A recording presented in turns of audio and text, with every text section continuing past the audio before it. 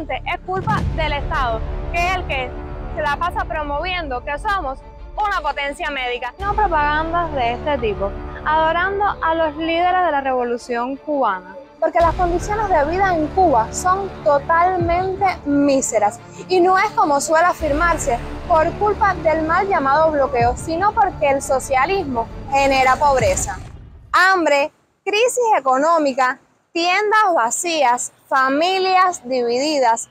Eso y mucho más es lo que han dejado 64 años de comunismo en Cuba. Hola mi gente bella de YouTube, bienvenidos un día más al canal y a un nuevo video. En el día de hoy les voy a hablar de cómo es vivir en un país comunista como Cuba.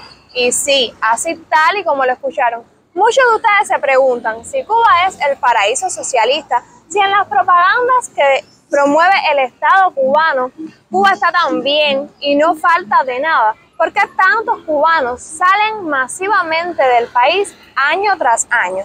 Primeramente les diré que Cuba es un país comunista desde 1959. Eso quiere decir que el Estado controla los medios de producción, los medios de comunicación y las propiedades, haciendo que el gobierno sea el encargado de proporcionar salud, educación y alimentos suficientes a la población. Pero lo cierto es que millones de cubanos apenas tienen para comer y para conseguir algo tienen que hacer largas filas de días y días.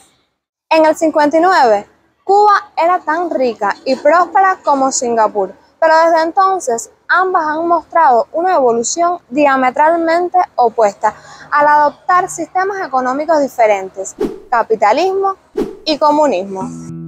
Vamos a partir de que mientras la economía capitalista fomenta el derecho a la propiedad privada y el individualismo, en la economía comunista los recursos y la propiedad están controlados por el Estado y supuestamente se utilizan en beneficio de la sociedad colectiva. ¿Por qué les digo supuestamente? Porque las condiciones de vida en Cuba son totalmente míseras y no es como suele afirmarse por culpa del mal llamado bloqueo, sino porque el socialismo genera pobreza.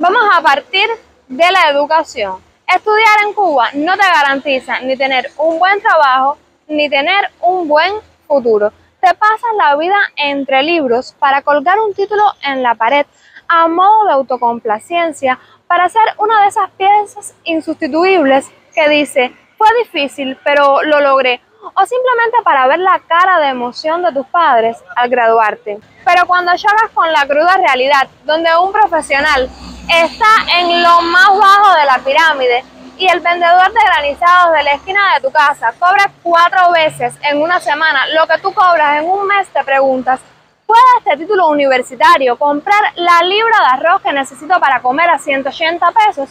¿Puede este título universitario vestir y calzar a mis hijos? ¿Por qué los profesionales emigran hacia el sector cuenta propia? Y es que en Cuba el salario ha venido teniendo una pérdida de su capacidad de compra a la par del crecimiento de la inflación. Ya que estamos hablando de inflación, he de decirles que los precios de los productos en Cuba son impagables. En Cuba es normal ver colas para todo, para lo más simple, para lo que menos ustedes se imaginan, para papel higiénico, para detergente, incluso hasta por un simple jabón. Y es que imagínense ustedes, con más de 60 años de racionamiento, cualquiera ve las colas como algo normal. En marzo de 1962 se instauró en Cuba la libreta de racionamiento, la libreta de abastecimiento, y lo único que ha perpetuado desde ese entonces ha sido el desabastecimiento y la hambruna del pueblo cubano. Por todas estas cosas es que un profesional no puede vivir de su salario y la mayoría de los jóvenes prefieren o no estudiar y dedicarse a un trabajo por cuenta propia, o sencillamente emigrar y abandonar el país, ya que ven el ejemplo de sus padres, de sus hermanos, de sus primos, de sus tíos, que siendo ingenieros, médicos, abogados, no pueden pasar el mes con su salario. Yo creo que es un mito decir que la salud en Cuba es gratuita. Pues aquí no te regalan nada, en todo caso pública, ya que los servicios que son gratis los pagan los trabajadores de la sociedad, los cuales aportan al presupuesto del Estado, o sea, que la pagamos, solo que no lo hacemos de manera directa. Además, para que te atiendan, tienes que llevar los insumos médicos, ya que los hospitales están desabastecidos. La escasez en Cuba es tan grande que hasta para encontrar un preservativo pasas trabajo, caballero. Además de que a un hospital entras con una enfermedad y sales con 2 o 3, si sales. Por supuesto, esto no es culpa de los médicos, ellos hacen su mayor esfuerzo con lo poco que tienen para trabajar. Sencillamente es culpa del Estado, que es el que se la pasa promoviendo que somos una potencia médica. Y es que los médicos cubanos sirven de ayuda y van a misiones internacionalistas a muchos países del mundo. A estos médicos no les pagan ni la 1/5 parte de lo que pagan estos países por sus servicios. Y además de eso, allá brindan buenos servicios y aquí en Cuba el propio pueblo cubano sufre las consecuencias de no tener una salud de calidad. En Cuba, el servicio militar es obligatorio para todos los hombres a partir de los 18 años.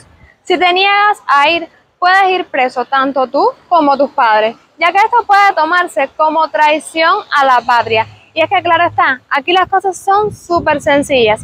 O estás con la revolución o estás en contra de ellas. Por tanto, esto es algo que es obligatorio, aunque la ministra diga en la ONU que es voluntario.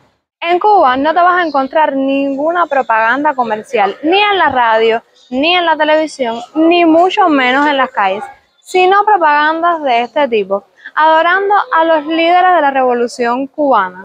Y es que en Cuba se desconoce la prensa crítica y se busca controlar cualquier información que se considere subversiva o desestabilizadora.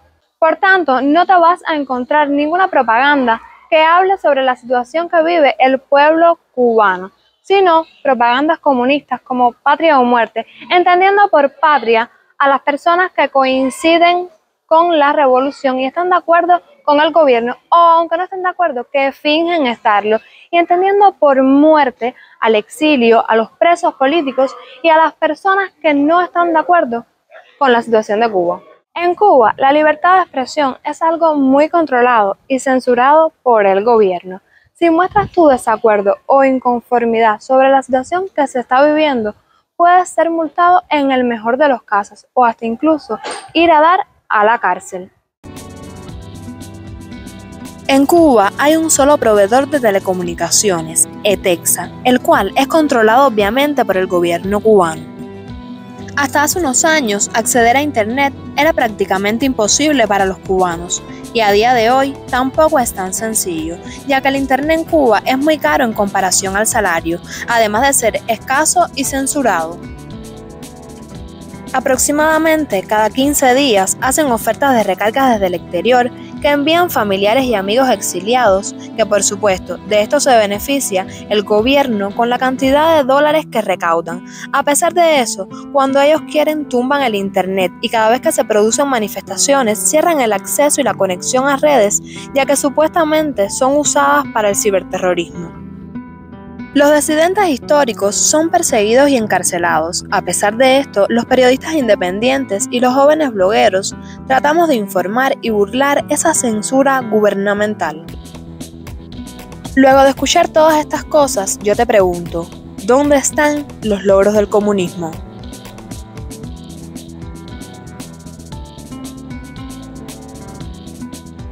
Incertidumbre, hambre, tiendas vacías, apagones, escasez, no hay de nada y lo poco que hay no alcanza. Estas son las consecuencias de vivir en un régimen autoritario.